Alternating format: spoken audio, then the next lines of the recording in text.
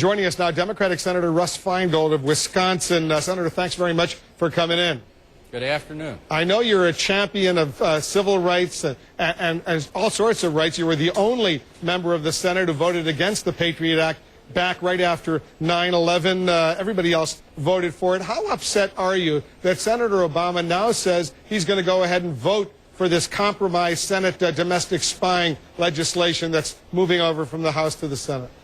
Well, first of all, I don't take second place to anybody in my desire to stop those that attacked us on 9/11 and anybody that works for them or tries to achieve these horrible acts against the American people. But I happen to think this can be done consistent with the United States Constitution.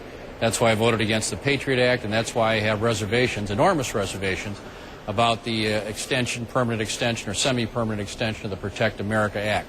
I think all Democrats, in fact, all members of the Senate should vote against it.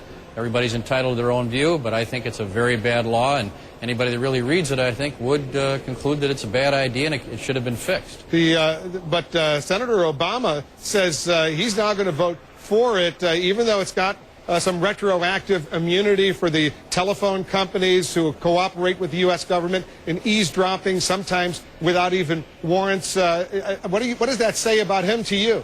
Well, we'll be offering amendments to try to take out the immunity provisions, the retroactive immunity provisions.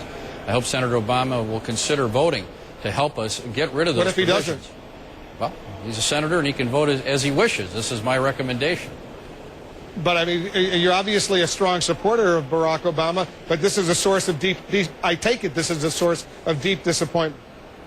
I certainly would be disappointed. Obviously, his opponent is going to vote for this legislation as well.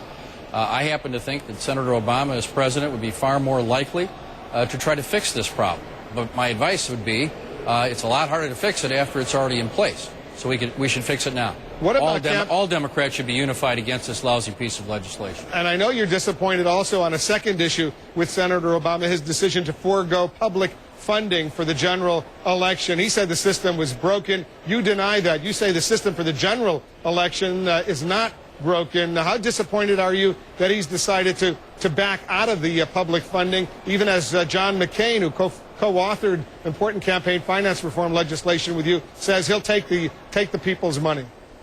Well, I want to be clear that Senator Obama was one of the very first senators to join in my legislation with Susan Collins, a Republican from Maine, to try to change this system. And he will be a president who wants to move on that. I do think he made a bad decision when it comes to taking this money. I think it's harmful to his reputation to not stick with the current system, be the first candidate to ever do it. But overall, Barack Obama is very, very good on the issues, in particular on lobbying and ethics reform that he and I did together. So we disagree on this one. I was disappointed.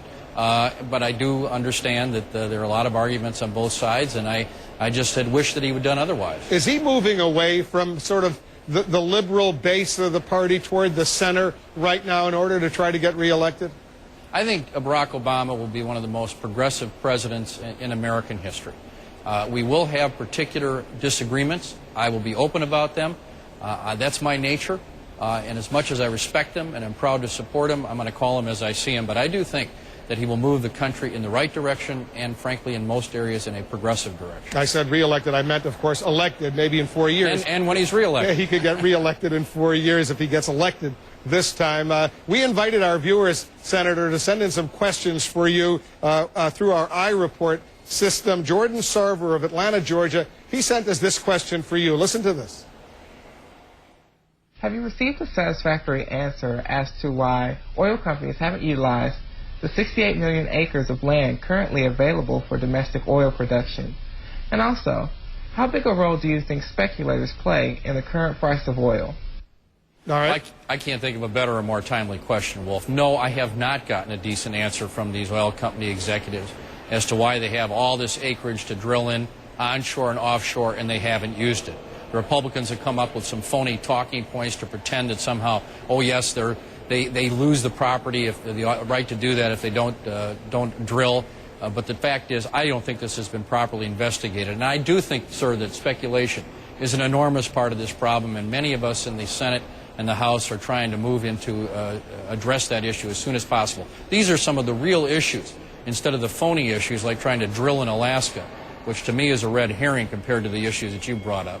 Well, why is it a red herring? There's a lot of oil up there, and those who support drilling in the Arctic National Wildlife Refuge say they can do it in an environmentally sound way. It's a red herring because a lot of the oil already doesn't even come to the United States. It would be a relatively small quantity of oil. It would take many, many years to do it, and it would be, based on most evidence I've seen, harmful to the environment. It's like taking a giant issue with all the alternatives out there for alternative energy, and frankly, all the alternatives out there for drilling for oil on lands that are already owned by the oil companies, and trying to reduce it to this one tiny thing. It's phony. It's an attempt to make a postage stamp or a bumper sticker out of one of the most important issues to the American people, and that's energy independence. I don't think people should be misled by this. And I just want to be precise. Despite your disagreement with Senator Obama on some of those issues we discussed, you're ardently going to be campaigning for him in your home state of Wisconsin. Is that right? And everywhere else, Barack Obama will be the next president. He will be a great president, and it will be a great moment in American history. Senator Feingold, thanks for coming in. Thank you.